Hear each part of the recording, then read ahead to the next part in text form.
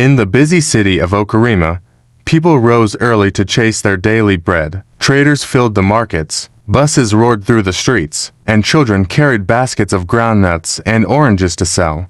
But amidst the noise, one name that carried fear is Sergeant Bako. He was tall, with broad shoulders and eyes that burned like hot coal. His uniform was always spotless, his boots polished until they reflected the sun. Yet behind his sharp salute and stern voice was a man whose heart was chained to greed. Bako was not just a policeman, he was a hunter, and the people were his prey. At the Okirima Enugu road checkpoint, he would stand with arms crossed, waiting like a lion. Drivers would see him from afar and whisper to their passengers, "Ah, Officer Bako is on duty today. Hide your money, or we will not pass." When a bus stopped, Bako would slam his palm on the bonnet. "Driver, come down.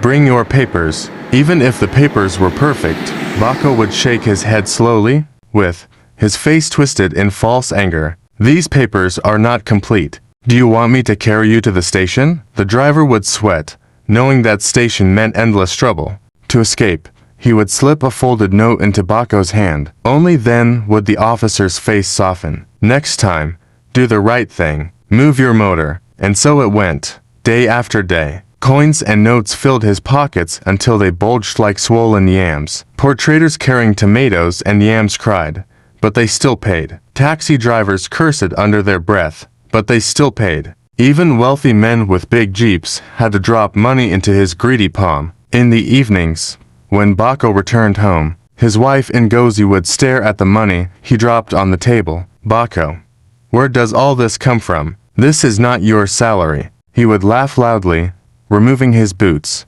"Woman, don't ask foolish questions. A man must use his head. Do you think a lion eats only what the forest gives him? He hunts more." Ngozi would shake her head sadly. "But remember the words of the elders. The goat that eats yam in secret will be caught when its beard smells of yam one day. This money will destroy you." But Bako ignored her. He built a fine house on the hill, but a shining car, and dressed his children in the best clothes. People in the community pointed and whispered, "See Officer Bako. He is eating government work like honey. His children will never suffer." But some old men shook their heads.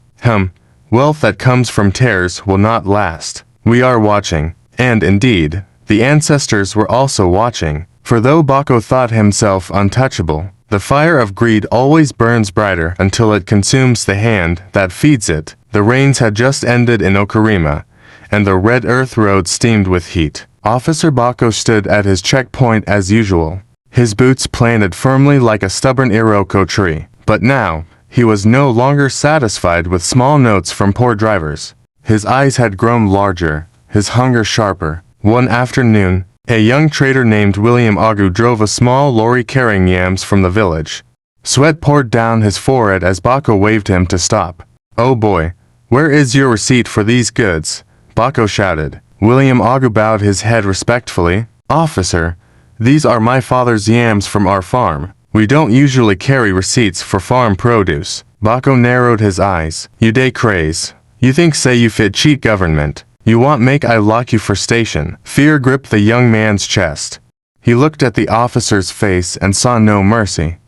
Passengers in nearby buses whispered, "Ifini is finished today." In desperation, Williams Agu pulled out the crumpled notes. "Officer, please take this and allow me to pass." Bako snatched the money with a smile. "Next time, don't waste my time. Move your lorry." The people watched in silence. Some cursed him quietly, others shook their heads, but none dared to speak aloud. For who could fight a lion in his den? That night, Bako returned home, with pockets heavy like bags of stones. His wife Ngozi looked at him with tired eyes. "Bako, must you always bring money that carries people's tares? The market women are crying, the drivers are crying, even young traders are crying. Do you not fear God?" Bako threw his cap on the chair and laughed. "Woman, do you not enjoy the rice you cook? Do you not wear the lace I bought you from Lagos? Do not bite the hand that feeds you." Ngozi sighed deeply. She remembered her father's words. When a man walks in darkness, he forgets that the ancestors are watching. But Bako's greed soon led him into a deeper snare. One evening, he was invited to a gathering at the big house of Chief Emeka, a wealthy businessman known across the city. Bako was surprised. Why should a man like Chief Emeka invite me, a mere policeman? He wondered.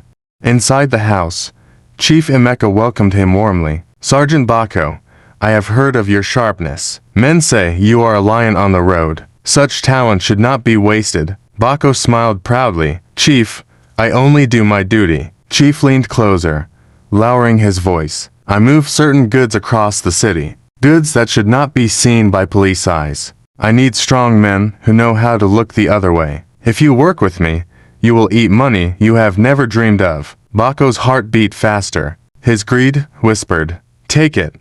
The gods have blessed you with bigger meat. Without hesitation, he agreed. From that day, Bako became more than just a corrupt officer. He became part of a network of smugglers and thieves, a web woven by Chief Emeka's cunning hands. Now, whenever the chief's trucks appeared at the checkpoint, Bako would salute and let them pass.